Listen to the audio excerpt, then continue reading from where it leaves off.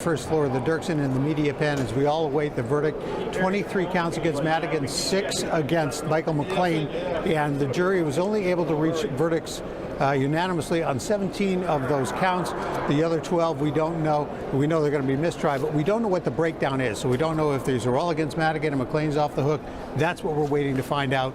But this is certainly a huge day for Madigan. It's a huge day for the federal prosecutors who've been going after Madigan for years and years. They finally brought charges against him about 3 years ago, almost 3 years ago to the month. And now we await to see what the jury has found. You know, they went home yesterday. They told the judge, look, we've done as much as we absolutely can today. We just can't do any more. That suggests to me, reading the tea leaves here just a little bit, that maybe what they had done is they had come to all the unanimous verdicts, the 17 that they could. They were working on the others, couldn't get any there, said the judge would need to come back and start fresh. They came back today, realized that perhaps they couldn't go anywhere, and here we are waiting their verdict now. Craig, question for you. Have you seen Madigan in court? What is his general demeanor today? And as this news has come down about reaching a verdict on only 17 of the counts? Yeah, you know, he was actually, I was sitting on the left side of the courtroom just before coming down here. He is on the right side, and his face is hidden behind a large computer monitor, so I could not see him. I could see Michael McLean, who was sitting off to the side. He just seemed calm, cool, did not seem flustered or anything like that. But obviously, the attorneys, you could tell they were deep in thought, waiting and wondering what has the jury decided and what is going to be these verdicts. Craig Wall, Dirksen Federal Building right now. Craig, appreciate it. Thank you so much. And please keep us posted on what you're seeing. Jim Durkin is here this morning, former House Minority Leader. Good to see you, Jim. Thank you very much. Chris O'Talling is here this morning, too, former federal prosecutor. Chris, it's nice to have you as well. Thanks for having me. Even you know, depending on the result of this case, which we're learning right now and we're figuring out, does this impact, you think, the former House Speaker's legacy in some way? Well, undoubtedly. I mean, he's spent the last 4 months of his life under indictment. And so I think that's going to be a cloud over Speaker Madigan's legacy, regardless of whatever happens today, probably for the rest of his life. And Mr. Durkin, I mean, you called for Madigan's resignation years ago. I have, yes. And so what are your reflections on how this has played out? Well, it's interesting. Back when the Commonwealth Edison deferred prosecution agreement was announced, that to me was a red flag that everybody in the legislature, House, Senate, Republicans and Democrat, needed to do something. I filed for a special investigation committee against Mike Madigan. I thought it was important to do that. But that right there was a roadmap for what is playing out right now of the extortion and how the way in which he operated, the business model of Mike Madigan, pay to play. And I was told that this was politics. This is nothing more than just a game. I feel somewhat vindicated about what's happening, assuming that there's a guilty verdict. But a lot of us, like me, saw this play out in front of us. Did you always feel that way? You served with him for a very long time. I did. You know, I've seen the good Mike Madigan and the bad Mike Madigan. And a lot of it is just through the politics and the raw, you know, the battles of the campaigns. But I've seen some things in Springfield that were not good. The way he acted, how he lived in a cloistered existence in his building, in the building. But this man operated under power and control, and that's a very addictive thing in government. So. And that led a lot of it to his downfall, which some people finally said, no, we're not going to put up with it. That happened at the end of this term. Looks like we have a verdict. One verdict, guilty of bribery. And by the way, there is not a camera or a live feed in the courtroom. So we're getting information from our reporters and our crew that are in the courtroom and then passing that on to you while we're live on the air right now. So one guilty count that we know of at this point, with more to come. Also getting information, 3 guilty counts of wire fraud. I'm opening up a spreadsheet that's being updated in real time. So on ComEd, this is Madigan only. On count 2, bribery and conspiracy, that is guilty. Not guilty on count 3. Guilty on counts 4, 5, and 6. And not guilty on count 7, the Travel Act. And as we continue to follow these verdicts and these not guilty, these guilty, pronouncements from the jury, Chris, you know, when you have verdicts on only, 2/3 of the counts, and you have this deadlock on the others, how consequential is that? Does it depend on which verdict or which counts they came to a verdict on? So from a prosecutor's perspective, really, it's one verdict, and one guilty verdict is really all you need. Yeah. And so even though there are 23 counts or whatever it is in the indictment, the fact that they've there's been a guilty verdict with respect to multiple now, that's a significant part. Now, I'm not sure if we've got the word in yet on count 1. Obviously, that's the big count because that's the RICO count. And when you think about what we're looking at here, count 1 really encapsulates the entire case against Mike Madigan. And so, from all different components of it. So we're starting to see the come in on certain portions of those bribery, but it'd be really interesting to see when we're waiting really to see what count 1 comes in on. I'm counting 10 guilty verdicts right now, 7. Many of those guilty verdicts on the state board position as well as the ComEd. Let's go to Craig Wall now. He's live at the courtroom with the latest. Craig? Yeah, guys, I'm downstairs, so I'm watching this stuff as you come in, and I think you're exactly right. One of the big things we're waiting to really see whether the jury has reached a verdict or not, it all is on the racketeering conspiracy. What's interesting to note, and I don't know if this is just reading into it or not, but they've gone down through count 2, count 3, count 4. They've gone down through a number of those counts all the way down, but nothing on racketeering conspiracy. Does that mean that they could not reach a verdict on racketeering conspiracy? We'll have to wait and see till all the verdicts are read, until we get all the information we need. But yeah, it's a partial victory for the prosecution. Obviously, they were going after him on 5 different schemes. The ComEd, that's where they found him guilty on. Bribery conspiracy also, we understand he was found guilty on that as well. So, but the big case, the racketeering conspiracy case, the RICO, that holds a very long prison time, that both Madigan and McLean were charged under, still waiting to see a verdict on that one. Obviously, it's got to be a great relief for the defense teams if this holds, and a great disappointment for the prosecution team if they do not get him on that one major count, which is kind of the overriding count of corruption against him. So we'll have to just wait and see as this continues to play out and they continue to read these verdicts. Craig Wall at the Dirksen Federal Building right now, and you can see the verdict and what we have right now and the information that we have right now there on the screen. Counts 2 through 7 are on the ComEd case, a number of charges there as well, and then counts 8 through 14 relate to the state board position, specifically alleging that Madigan took steps to find a state board position for former 25th Ward Alderman Danny Solis. On those counts, there was just one not guilty verdict there. Again, still waiting on the racketeering conspiracy, count 1. That's the big one. But as we look at the verdicts that are in, Probably fair to say that probably count 1 is a hung. We probably would have heard that if they had come in. So I think that the commentary on that is correct. I think that's probably a hung count. But and Chris, by the way, they were hung. They were deadlocked on count 1. Oh, so they just announced it. Okay. Yeah. what was the possible sentence for that? Well, I mean, that carries, a maximum of around 20 years or so. The guidelines are really what are going to generate this, but the guidelines for count 1 were probably in the, 7 to 8, 9, 10 year range. But those are advisory. They're advisory. And that's correct. the difference. They're not mandatory like we have in the state law. Under the federal sentencing provisions, those are advisory recommendations that the judge takes. And I think that what you saw what happened to Ed Burke, people were surprised with the sentence, and so you might see something similar down the road with Mr. Madigan. And I can't speak for McLean because he's got another case that he's dealing But I think that's correct. I mean, so Mr. Durkin's 100% correct. I think when we talk about sentencing, you're going to have guidelines. Those numbers are going to sound huge, even on these bribery cases. In these bribery counts, they're going to sound really big, but ultimately the judge is going to make his own decision using his own sentencing discretion about what he thinks is going to be appropriate given any number of circumstances, the nature of the offense plus Mr. Madigan's age. He's 82 years old. The age is a big part of that. Yep. I want to get to political analyst Laura Washington, who's with us right now, also joining us with insight. And Laura, I'm sure you're listening and hearing what we're talking about right now and the verdict that's come down. Regardless of the verdict here, how do you think this impacts Madigan's legacy? Well, it obviously tarnishes his legacy forever.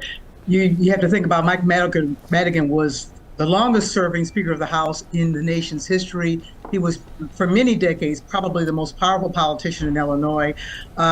His legacy now is pretty much ruined by this. Even if he's not convicted, as it appears on every single count, he now stands as a federal convicted felon.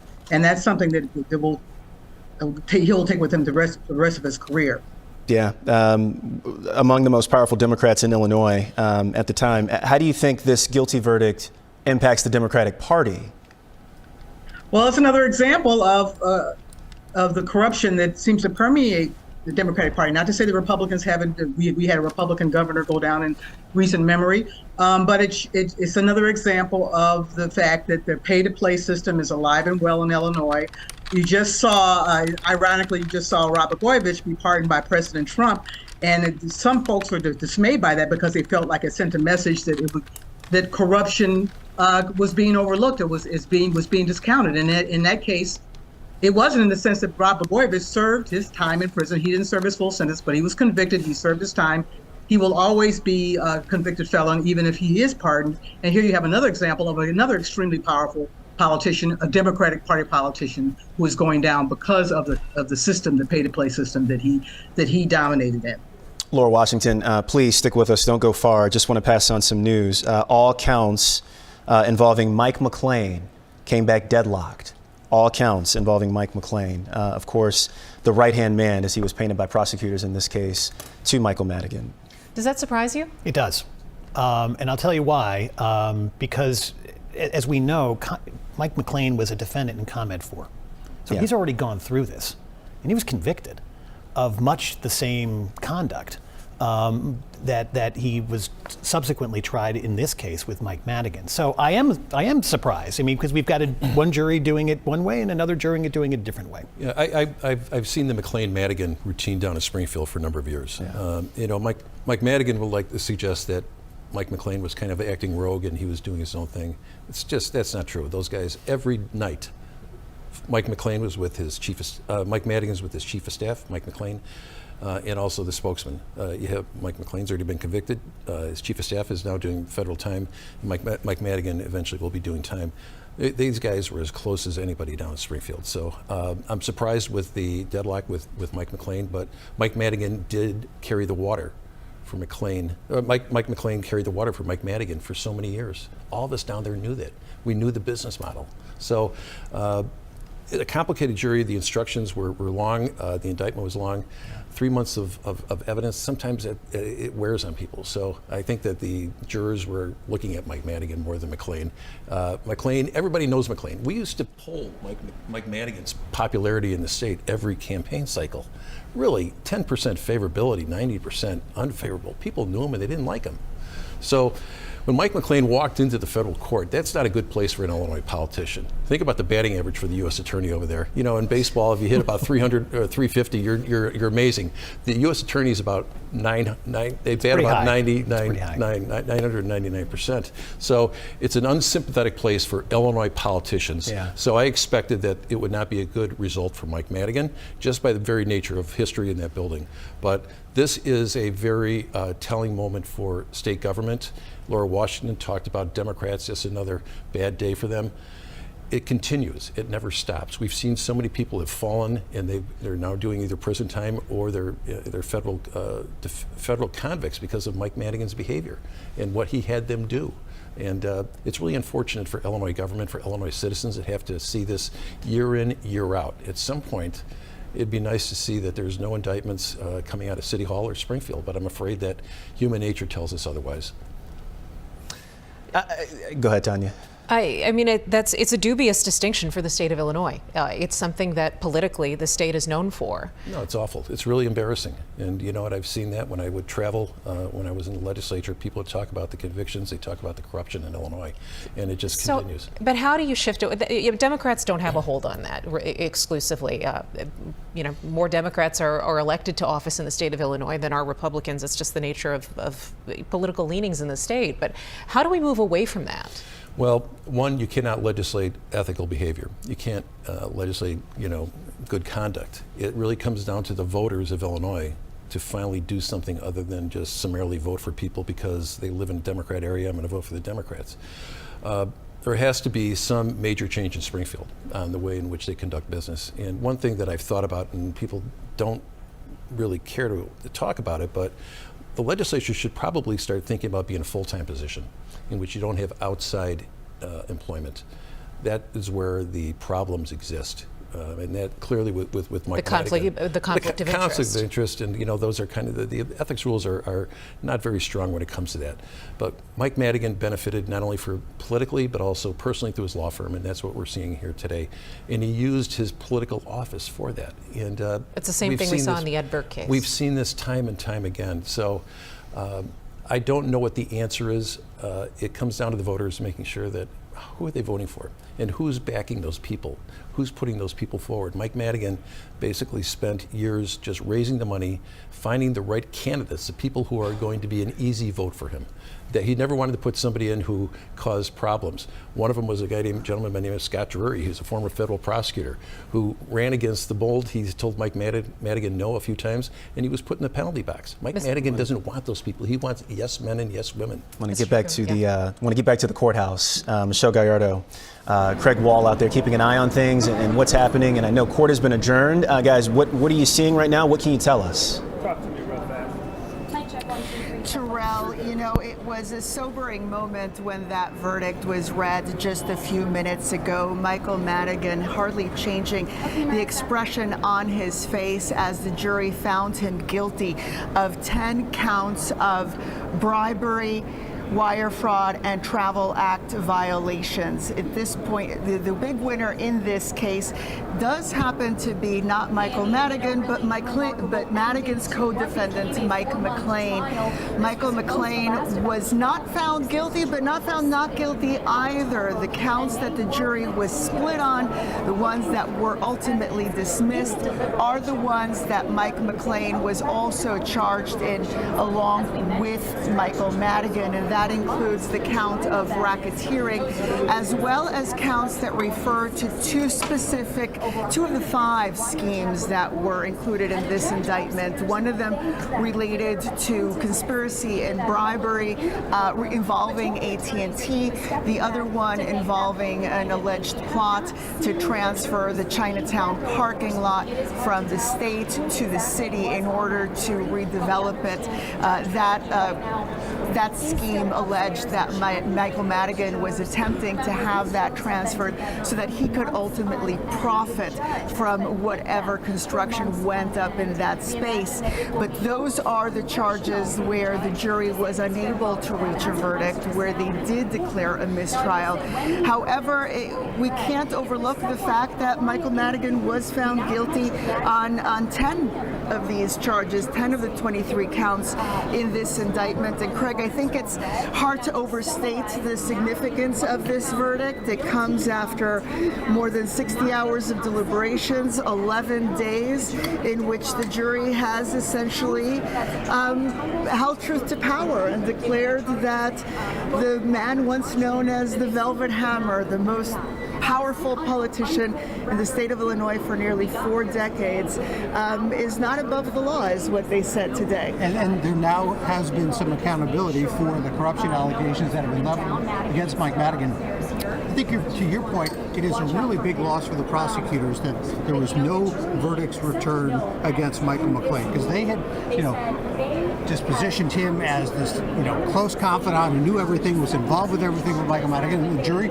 could not come to an agreement on that. We don't know what the, verdict split was on all these counts, but truly, the prosecution lost a big one on that, saying that, this guy was, the confidant, he knew everything that was going on. The other interesting thing I was going to say is, I remember the quote from the lead prosecutor in this during closing arguments, which you were a part of, said that Madigan abused the public trust, lost his way, was blinded by profit and power and by his desire to stay in power, and clearly the jury agreed with at least part of that argument. They did, and the interesting thing about what you're saying, Craig, is especially with regards to Mike McLean, for those people who have not been following this on a day-to-day basis, and really over the last couple of years, Michael McLean has already been found guilty of participating in a conspiracy to bribe Michael Madigan. 2 years ago, he was one of 4 defendants in the ComEd 4 trial. This was a trial that included not only Mike McLean, but also the former CEO of ComEd, along with another couple of executives with the utility company. And in that trial, it was alleged, and all 4 defendants were convicted of conspiring to bribe Michael Madigan over a period of 8 years by providing Madigan with essentially no-work jobs for his political allies. And this was a way that prosecutors said that Madigan could essentially pay his allies without the money coming out of his own pocket. Right, exactly. Right. Yeah. And so, but of course, the jurors don't know this. They do not know that Michael McLean has been found guilty at a separate trial and that this already happened. So it is interesting how different jurors can come to different conclusions. Yeah.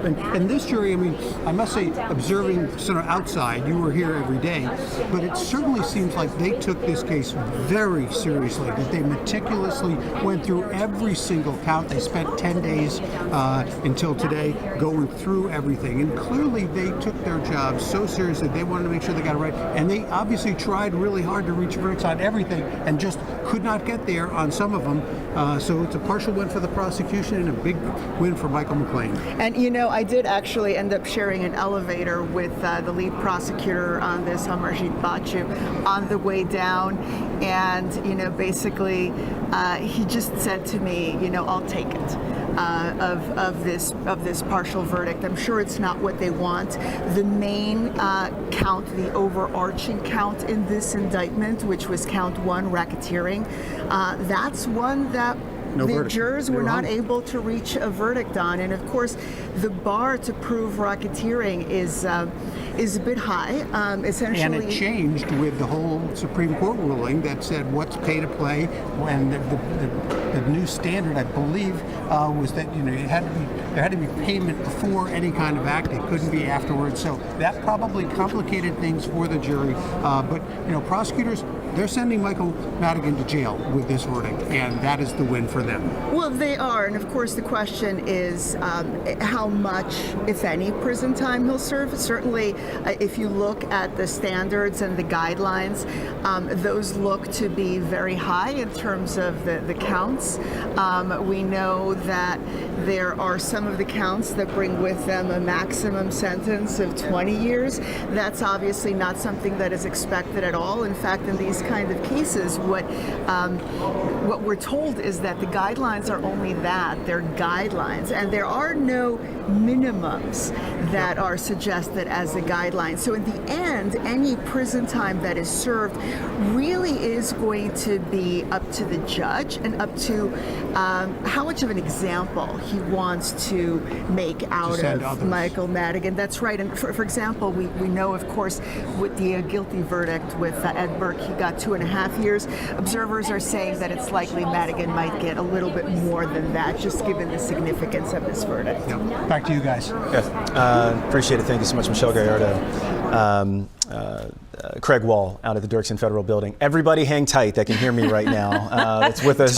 Don't move. We're going to come back to this and talk some more about it. We're also in the throes of an AccuWeather alert day. We've got snow falling out there right now. Tracy, you're watching that and tracking it. Where are we now? Where are we headed? Where we are right now, snow has overspread the area. And I'm going to show you something that may favor us a little bit if you don't want a lot of snow. But right now, snow is moving in. Road conditions are starting to deteriorate around the area, especially far west, northern suburbs.